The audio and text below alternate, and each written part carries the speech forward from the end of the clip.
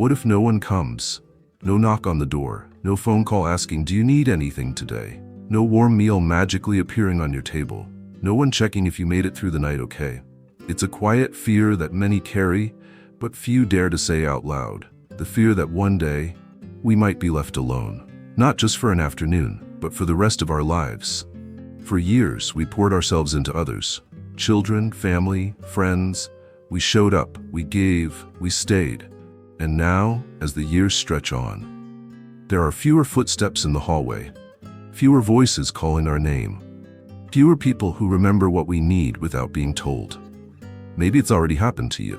Maybe you've woken up to a silent house and realized, no one is coming today, and tomorrow doesn't look much different. That moment can feel like the end of something. But what if it's also the beginning?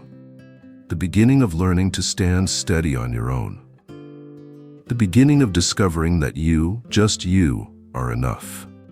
The beginning of building a life not built around who shows up for you, but built from the inside out. This video isn't about feeling sorry. It's not about waiting for someone to save you. It's about the quiet, powerful truth. You can live well, even when no one comes. In the next few minutes, I'll walk with you through the mindset shifts, the practical skills, and the emotional strength that allow you to not only survive alone, but to thrive with dignity, with peace, and with a kind of joy that no one can take from you. Because even if no one knocks, you still have yourself, and that is more than enough to begin again.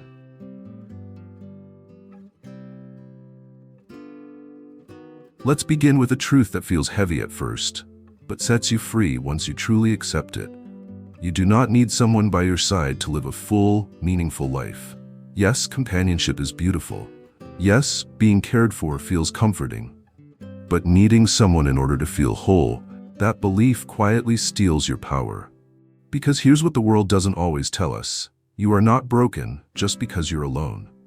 You are not a burden because you live by yourself. And you are certainly not less than because no one checks in on you every day. In fact, there is a kind of deep, unshakable strength that only reveals itself when you stop expecting someone else to fill the space, and instead start filling it with your own presence. You begin to listen more carefully to your own thoughts. You start choosing things because they nourish you, not because someone else approves. You move through your day with clarity, not waiting on someone else's schedule to feel alive. There's no pretending anymore, no more performing. You just be. And you discover that your own company isn't something to endure, it's something to honor. This doesn't mean closing your heart to others. It doesn't mean you stop hoping for connection, but it does mean your peace no longer depends on who walks in or who doesn't. You're allowed to build a beautiful life, quietly, steadily, on your own terms. A life where joy is not borrowed from others, but grown from within. So today, if you've been feeling forgotten, let this be your reminder. You haven't been forgotten by yourself.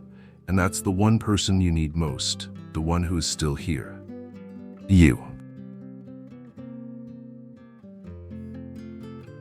One of the first things that fades when you live alone is structure. No one's knocking on your door at 8 a.m., no appointments to rush off to, no meals to cook for someone else. And before you know it, days blur into each other. Mornings feel aimless, evenings feel too long. That's why the first essential skill for thriving on your own is creating rhythm in your life. A routine that gives your days meaning, shape, and purpose. Not a strict schedule, not a list of chores, but a gentle structure. Something to wake up for, something to look forward to, something that reminds you, I still matter. Maybe it starts with how you begin the day. A warm cup of tea on the balcony, 10 minutes of stretching, writing down one thing you're grateful for, even if it's just the sunlight coming through the window. Then come the small anchors, preparing meals at regular times, going for a walk at the same hour each day, reading, watering your plants, calling a friend every Wednesday. These aren't tasks, they're life markers, moments that help you feel grounded in time, so you're not drifting in a sea of endless hours. And don't underestimate the power of simple rituals. Lighting a candle before dinner, playing soft music as you clean, making your bed each morning with care. as if preparing it for someone you deeply love. Because you are. You're showing up for yourself. Consistently, lovingly. Structure may seem small, but when you live alone, it becomes your foundation. It holds you steady, especially on days when emotions feel heavy or the silence grows thick. So build your rhythm. Let it be gentle, not rigid. And over time, it will become your quiet strength, a reminder that you still belong in your own life.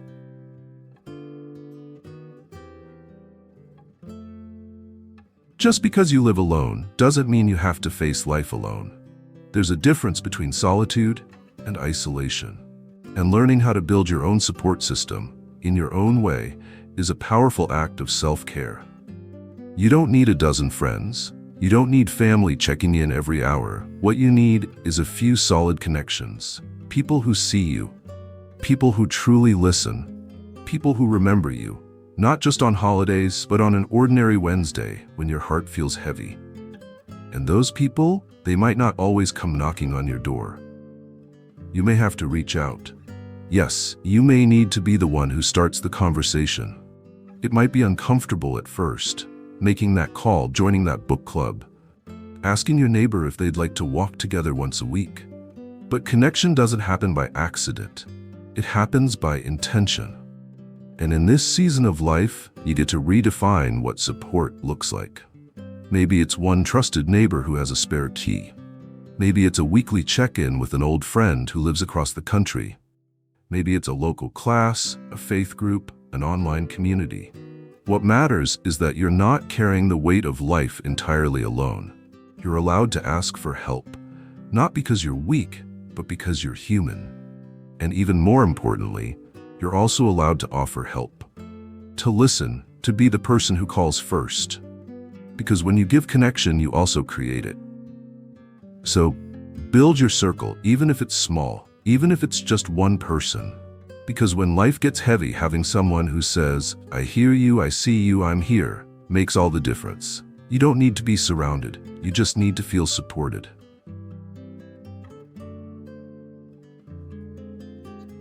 When no one else is around to remind you to eat, to drink water, to rest, to breathe, you must become that reminder for yourself. And that is not a burden. It's a quiet form of love. Because learning how to care for your body and your mind, especially when you live alone, isn't just survival. It's self-respect. Start with the basics. Drink enough water. Eat real food. Not just what's fast, but what makes you feel nourished after. Move your body daily. Walk, stretch, dance in the kitchen if you have to. Because motion keeps the mind alive. Then pay attention to rest. You don't need to prove your productivity anymore. Rest isn't a reward. It's a need. So sleep when you're tired, nap if your body asks, and let go of the guilt. Now, let's talk about your mind. Silence can be beautiful, but when you live alone, it can also turn into noise inside your head. That's why you must care for your mental health as intentionally as your physical health. Talk to someone if the loneliness feels heavy. A friend, a counselor, even a support line. Write in a journal when thoughts won't settle. Listen to music that lifts you. Watch something that makes you laugh. Feed your spirit. Tend to your peace. Protect your clarity. And remember this, you are not being selfish when you care for yourself. You are being wise, because when you show up for your health, you show up for your future. You extend your independence. You preserve your joy. You may be alone in your space, but when you treat your body and mind with kindness, you are never truly abandoned. You are always worth caring for. Your home may be quiet, no footsteps running down the hallway, no clinking dishes from someone preparing dinner in the next room, no voices bouncing from wall to wall, but silence doesn't have to feel like absence. It can feel like presence. If you make your home a place that holds you, gently, lovingly. When you live alone, your home becomes more than just shelter. It becomes your companion, your mirror, your sanctuary. So let it reflect who you are now, not who you were decades ago, not who others expected you to be. Surround yourself with things that breathe life into your spirit. Photos that bring warmth, colors that calm you, textures that comfort you, a chair by the window where you sip your morning tea, a a plant that grows quietly with you. Create rituals inside your space. Light a candle each evening. Open the curtains each morning as an act of invitation, welcoming light, welcoming life. Your home doesn't need to be big. It doesn't need to impress anyone. It just needs to feel safe, soft. Yours. And yes, some days the silence may sting, but on other days you'll notice the beauty of it. The way the light falls on the floor, the way the air smells after you clean, the way your favorite song sounds when it plays just for you. This is not an empty space. It's a place filled with your breath, your thoughts, your growth. You're not waiting for someone to fill it. You're already living in it, fully. So make it sacred, make it nurturing, make it yours. Because a home built with intention can heal you more deeply than the noise of a crowded room.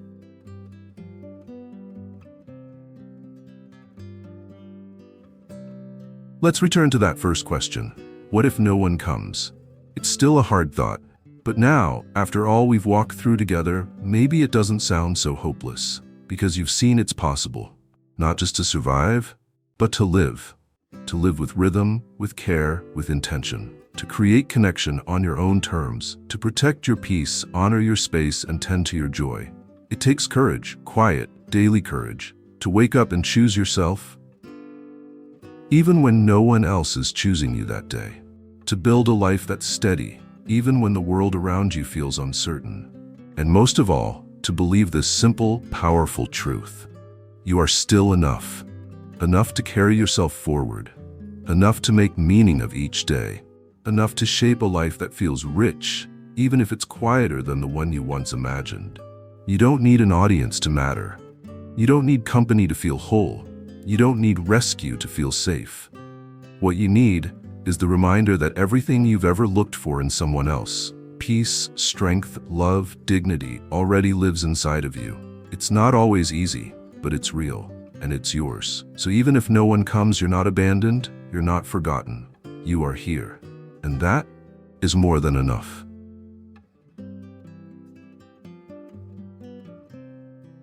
If you've made it this far, thank you. For giving yourself the time, for allowing these words to sit beside you for a while, for showing up, even if no one else did.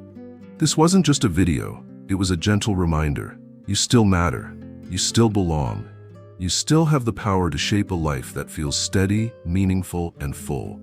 Not because someone is coming to save you, but because you are already saving yourself.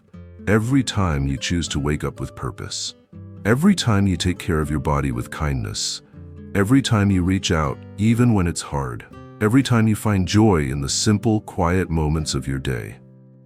So now, I'd love to hear from you. What is one thing you've done, big or small, when no one else was there to help, and you did it anyway? Maybe it was getting through a tough week. Maybe it was making a doctor's appointment. Maybe it was simply getting out of bed and saying, I'm still here. Whatever it was, share it in the comments. Because when you speak your truth, you give someone else permission to do the same. And if this message spoke to your heart, I invite you to subscribe to Golden Pathways. This channel exists to remind you, gently, lovingly, that you are not invisible. You are not done. You are still on your journey. More healing stories are coming. More strength, more softness, more truth.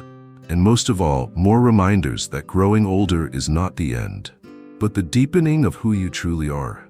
You're not walking this path alone. You're walking it together with all of us, step by step, word by word, moment by moment. And that is something truly beautiful.